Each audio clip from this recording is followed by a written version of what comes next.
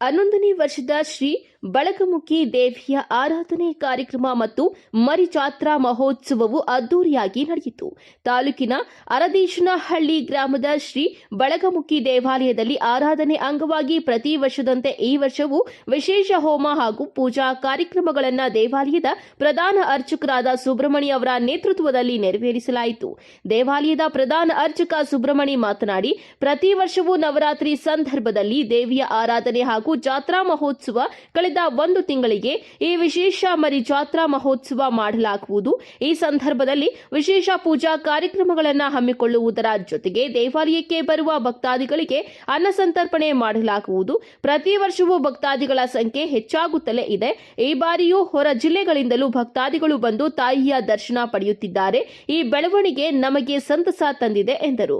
ಈ ಸಂದರ್ಭದಲ್ಲಿ ಅಗ್ನಿವಂಶಾತಿಗಳ ಕ್ಷತ್ರಿಯ ಸಮುದಾಯದ ಮುಖಂಡರಾದ ದೇಶದ ಮನೆ ಯಜಮಾನ್ ಗಂಗಾ ಹನುಮಯ್ಯ, 18 ಗಡಿ ಯಜಮಾನ ಜಗದೀಶ್, ಯಜಮಾನ್ ನೆಲಮಂಗಲ ಉಮೇಶ್, ಸ್ಥಳೀಯ ಮಾಜಿ ಅಧ್ಯಕ್ಷರು ಹಾಗೂ ಯೂತ್ ಕಾಂಗ್ರೆಸ್ ಮುಖಂಡರಾದ ವಿಜಯಕುಮಾರ್, ಸ್ಥಳೀಯ ಮಾಜಿ ಸದಸ್ಯರಾದ ಸುಬ್ಬಣ್ಣ, ವಕೀಲರಾದ ದೇವನಹಳ್ಳಿ ಮಂಜುನಾಥ್, ದೇವನಹಳ್ಳಿ ಬ್ಲಾಕ್ ಕಾಂಗ್ರೆಸ್ ಅಧ್ಯಕ್ಷ ಕೆಸಿ ಮಂಜಣ್ಣ, ಅಗ್ನಿವಂಶ ಕ್ಷತ್ರಿಯ ಗಜಕೇಸರಿ ಸೇನೆಯ ರಾಜ್ಯ ಕಾರ್ಯದರ್ಶಿ ಕೆಆರ್ ಮಧುಸೂದನ್ ಸೇರಿದಂತೆ ಸ್ಥಳೀಯ ಮುಖಂಡರು, ಗ್ರಾಮಸ್ಥರು ಹಾಜರಿದ್ದರು.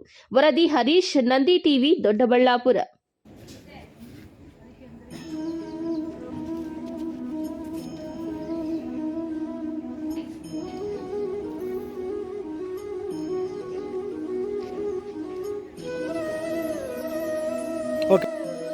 ಇಲ್ಲಿ ಓಂ ಶ್ರೀ ಬಗಲಾಮುಖಿ ದೇವಾಲಯ ಟ್ರಸ್ಟ್ ವತಿಯಿಂದ ವರ್ಷ ನಾವು ಜಾತ್ರೆ ಮಾಡ್ತೀವಿ ನವರಾತ್ರಿ ಟೈಮಲ್ಲಿ. ಅದಾದ ನಂತರ ಮರುಜಾತ್ರೆ ಅಂತ ಮಾಡ್ತೀವಿ ತಿಂಗಳು ಸತಿ, ತಿಂಗಳು ಒಳಗಡೆ.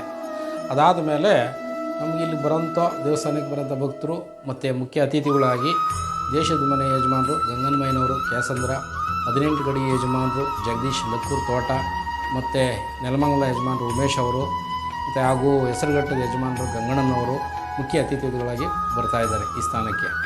ಅವ್ರ ಕೈಲೂ ಪೂಜೆಗೆ ಬಂದು ಪೂಜೆ ಕಾರ್ಯಕ್ರಮ ಮುಗಿಸ್ಕೊಂಡು ಹೋಗ್ತಿದ್ರು.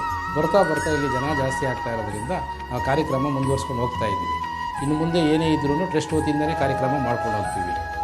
ಇಲ್ಲಿನ ವಿಶೇಷ ಏನೆಂದರೆ, ಯಾರೇ ಆಗಲಿ ಜನ ದೃಷ್ಟಿ ಆಗಿರ್ಬೋದು, ಮತ್ತು ಯಾವುದಾದ್ರೂ ಒಂದು ಕೆಡಕು ಪಡ್ಕೋ ಆಗಿರ್ಬೋದು, ಮತ್ತು ಏನೇ ಸಮಸ್ಯೆ ಇದ್ದರೂ ಕೂಡ ಅದರಿಂದ ಒಂದು ತಡೆ ಅಂತ ಹೊಡಿತೀವಿ ನಾವು. ಆ ತಡೆ ಹೊಡೆದಾಗ ಎಲ್ಲರ ಸಮಸ್ಯೆಯನ್ನು ಬಗೆಹರಿತಿದೆ. ಅದು ಅರ್ಧ ಗಂಟೆ ಒಳಗಡೆ 1 ಅವರ್ ಒಳಗಡೆ ರಿಸಲ್ಟ್ ಹೇಳ್ತಾರೆ ನಮಗೆ. ಏನಕ್ಕೆ ಹೇಳ್ತಾರೆ? ಅವ್ರ ಕಷ್ಟ ಏನಾರು ಇದೆ ಅಂತಲೇ ಹೇಳೋದು ನಮಗೆ. ಆ ಸಮಸ್ಯೆಯನ್ನು ಬಗೆಹರಿಸೋದಕ್ಕಿಂತ ತಾಯಿ ಮುಖ್ಯವಾಗಿ ಎಲ್ಲ ಕೆಲಸಗಳು ನೆರವೇರಿಸ್ತಾ ಇದ್ದೀವಿ. ಇಲ್ಲಿ ಅದೇನಿದ್ರೂ ದೇವಸ್ಥಾನ ಅಭಿವೃದ್ಧಿ ಆಗಬೇಕು, ನಾವು ಅಭಿವೃದ್ಧಿ ಮಾಡಬೇಕು, ಇಲ್ಲಿ ದಾಸೋಹ ಮಾಡಬೇಕು, ಒಂದು ಗುರುಕುಲ ಮಾಡಬೇಕು ಅನ್ನೋದು ನಮ್ಮ ಆಸೆ. ಇವತ್ತು ವಿಶೇಷ ಪೌರ್ಣಮಿ ಕಾರ್ಯಕ್ರಮ, ಇದು ಗುರು ಪೌರ್ಣಮಿ, ಇದು ಪೌರ್ಣಮಿ ಇದೆ. ಪೌರ್ಣಮಿ ಇರೋದರಿಂದ ನಾವು ವಿಶೇಷವಾಗಿ ದೇವರಿಗೆ ಬಲಿದಾನ ಮಾಡಿ ಅನುದಾನ ಮಾಡ್ತೇವೆ. ಮರಿ ಜಾತ್ರೆಯಲ್ಲಿ ಈಗ ಜಾತ್ರೆ ಮಾಡಿದಾಗ ನಾವು 1000 ಜನಕ್ಕೆ ಅನುದಾನ ಮಾಡಿದಾಗ, ಮರಿ ಜಾತ್ರೆಯಲ್ಲಿ ಒಂದು 200 ಜನಕ್ಕಾದರೂ ನಾವು ಅನುದಾನ ಮಾಡ್ತೀವಿ. ನಮಗೆ ದೂರದಿಂದಲೂ ಬರ್ತಾರೆ. ಇದು ಸುತ್ತಮುತ್ತ ಗುಬ್ಬಿ, ತುಮಕೂರು, ನೆಲಮಂಗಲ, ಹೆಸರುಘಟ್ಟ, ಮತ್ತು ಬೆಳಂಗ್ಲ, ದೊಡ್ಡಬಳ್ಳಾಪುರ, ಸಿರಾ, ಮತ್ತು ರಾಯಚೂರಿಂದಲೂ ಬರ್ತಾರೆ, ಯಾದಗಿರಿಯಿಂದಲೂ ಬರ್ತಾರೆ. ಸುಬ್ರಹ್ಮಣ್ಯ. ನನ್ನ ಹೆಸರು ಕುಮಾರ್ ಅಂತ. ಸುಮಾರು ಒಂದು 5 ವರ್ಷಗಳಿಂದ ಈ ಸ್ಥಳಕ್ಕೆ ಹೋಗ್ತಾ ಇದ್ದೀನಿ ಸನ್ನಿಧಾನಕ್ಕೆ. ಇಲ್ಲಿ ಮೊದಲನೇ ಸಾರ್ತಿ ಬಂದಾಗ ತುಂಬ ಸಮಸ್ಯೆಗಳು ಇತ್ತು.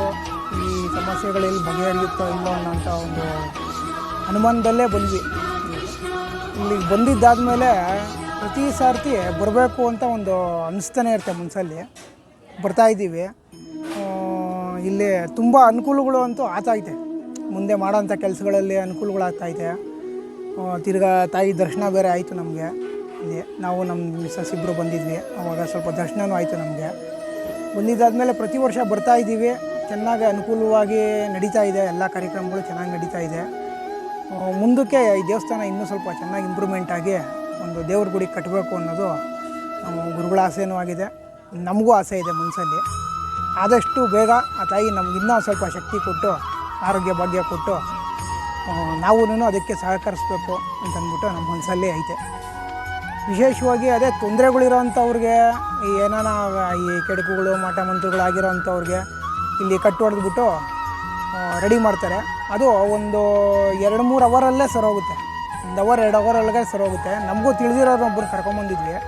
ಅವ್ರಿಗೆ ಸ್ವಲ್ಪ ಬೆನ್ನು ನೋವಿತ್ತು. ಸುಮಾರು ಒಂದು ವರ್ಷಗಳ ಕಾಲ ಹಾಸ್ಪಿಟ್ಲಿಗೆ ತಿರುಗಿದ್ರು ಅವರು. ಎಲ್ಲಿ ತಿರುಗಿಸೋರು MRI ಸ್ಕ್ಯಾನಿಂಗ್ ಅದು ಇದು ಅಂದರು ಎಲ್ಲದರಲ್ಲೂ ನಾರ್ಮಲ್ ಇದೆ. ಸರಿ ಹೋಗಲೇ ಇಲ್ಲ. ಅವ್ರು ಬೆಳಗ್ಗೆ ಹೊತ್ತು ಎದ್ದೊಳಕ್ಕೆ ಇರಲಿಲ್ಲ ಅವ್ರ ಕೈನಲ್ಲಿ.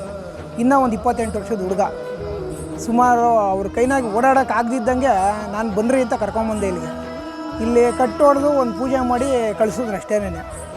ಇವತ್ತಿಗೂ 5 ಕ್ಲಾಸ್ ಆಗಿದ್ದಾರೆ. ಅವತ್ತು ಹೋಗಿದ್ದು ನೋವು ಇವತ್ತಿನ ತನಕ ಬಂದಿಲ್ಲ ಅವ್ರಿಗೆ. ಎಂಥ ನೋವೇ ಇದ್ದರು ಎಂಥ ಇದ್ದಿದ್ರು ಒಂಥರ ಮಿರಾಕುಲ್ ಅನಿಸುತ್ತೆ.